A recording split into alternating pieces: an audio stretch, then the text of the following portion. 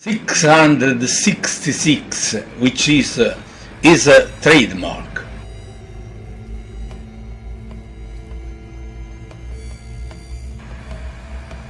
Who is the Antichrist? Who will be the end of time?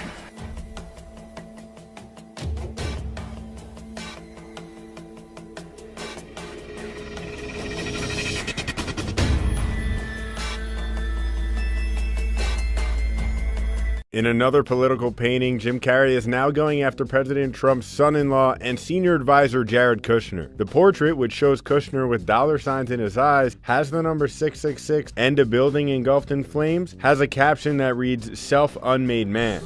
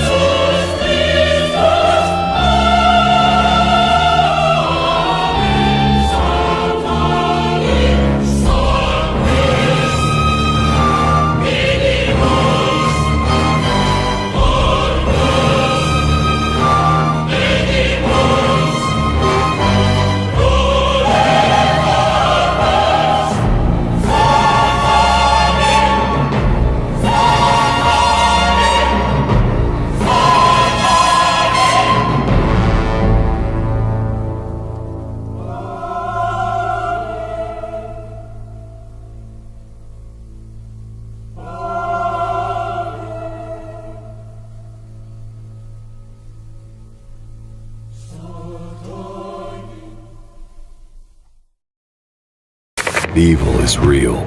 We ignore it when it seems educated, polite, superficially charming, even sophisticated. We trivialize it, ignore it, and when we do, it grows. On March 31st in the Trump White House, Trump's COVID team led by Jared Kushner decided to ignore testing in states with Democratic governors. Evil was in that room. Oh, it looked like any other bureaucratic meeting. There were PowerPoints, spreadsheets, briefings, and estimates of the dead. It was that meeting that led to Trump policies that would kill more Americans than Pearl Harbor, Vietnam, and 9/11. More Americans than World War I. It was deliberate, cold, political, premeditated. Some people say Trump and Kushner were incompetent when it came to COVID, but let's call it what it is. It is what it is. Evil. Here we go. Background. And action. The premise of the show is a haunted building on the Upper East Side.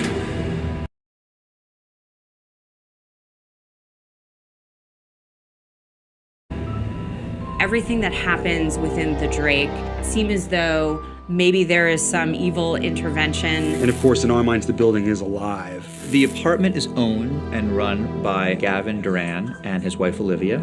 Gavin is the ambassador for evil. And having a sort of a wicked power and or a dangerous power. We have an interview. Henry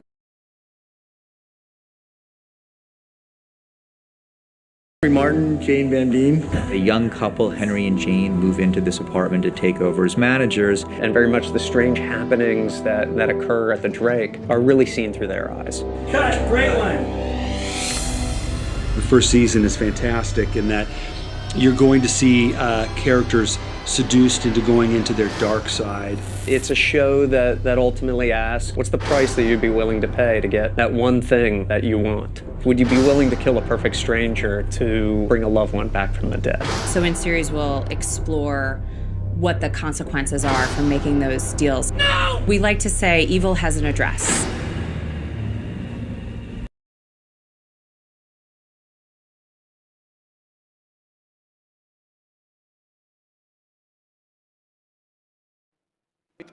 كما نشيد في هذا الشأن بمساعي الولايات المتحدة الأمريكية الصديقة وجميع الأطراف التي أسهمت بهذا الشأن.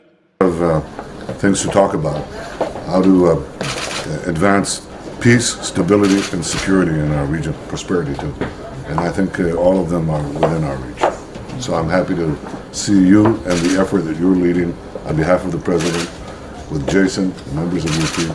I think this is a sign of the great alliance between us and the great goals that guide us. It's true.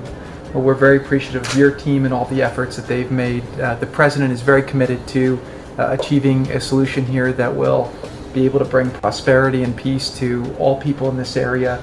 And we really appreciate the commitment of the Prime Minister and his team to engaging very thoughtfully and respectfully in the way that the President has asked them to do so. So the relationship between Israel and America is stronger than ever. And we really thank Prime Minister Netanyahu for his leadership and his partnership. Jared is married to President Donald Trump's daughter Ivanka. I believe that the enemy connects powerful families through marriage to better carry out their agenda. And now he is the golden boy of the Trump administration. He is charming and likable, extremely smart and well educated, and probably very well coached. He has been given top security clearance to know all that is going on, even though he has no experience in politics or anything in which he is now involved in. But Bibi and I have known each other a long time. A smart man, great negotiator, and I think we're going to make a deal. It might be a bigger and better deal than people in this room even understand. That's a possibility. So let's see what we do. Let's try it. Doesn't sound too optimistic, but that's... Kushner was raised in a modern Orthodox Jewish family in New Jersey. He and Ivanka are modern Orthodox Jews, keep a kosher home, and observe the Jewish Sabbath. His parents are proclaimed to be survivors of the Holocaust. What's interesting about this is that many people think that the supposed one-man AntiChrist will be Jewish, to deceive the Jews into believing in a false Messiah. He assumed the role of CEO of Kushner Companies in 2008. They paid $1.8 billion for the 666 Fifth Avenue office building in New York, which houses Lucent Technologies, who's supposed to be making the RFID chip that will be used in the One World government. President Trump is positioning him as the only person who can negotiate a peace deal between the Israelis and the Palestinians, saying to Jared at a press conference, if he can't produce peace between them, nobody can. Netanyahu has been a friend of the Kushners, and particularly Jared's dad, Charles Kushner, a major donor to pro-Israel and Jewish causes. It is said that Jared gave up his bed and moved to the basement so Netanyahu could spend the night at their home in Livingston, New Jersey. It will be interesting to see if Jared meets with Israeli Prime Minister Benjamin Netanyahu and President of Palestine Mahmoud Abbas. If a peace agreement is made, people will point to Jared as the Antichrist of Revelation.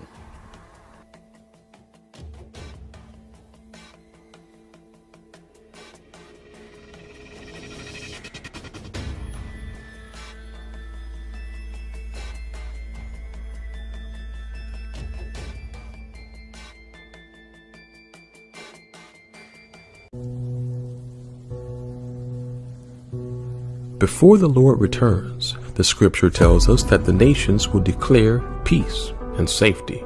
It shows us that the land of Israel and the city of Jerusalem will once again be at the center of the world's attention.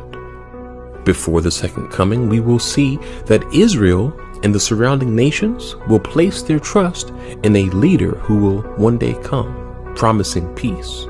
And so the question is, are we in our world today seeing a road being paved for these things to soon take place?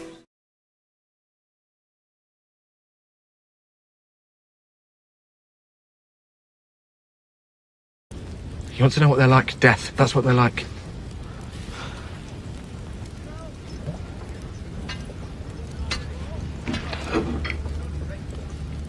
I know death.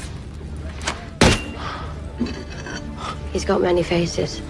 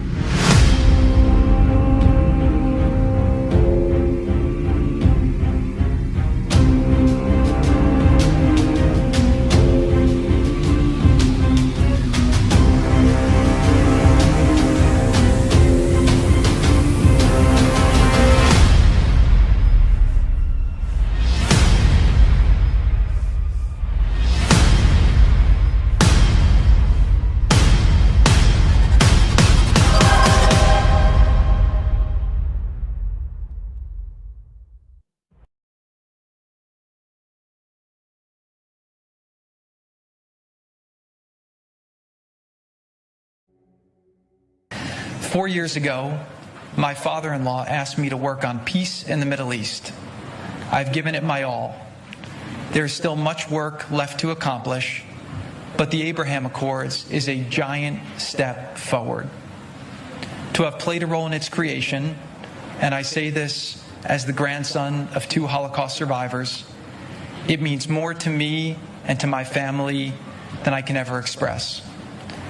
We will continue to pursue peace between Israel, the biblical homeland of the Jewish people, and its Arab and Muslim neighbors, and I have never been more hopeful about peace.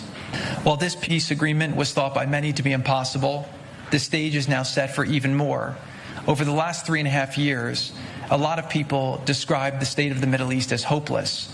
But what I've felt over the last couple weeks is a new sense of optimism, and we must seize that optimism, and we must continue to push to make this region achieve the potential that it truly has.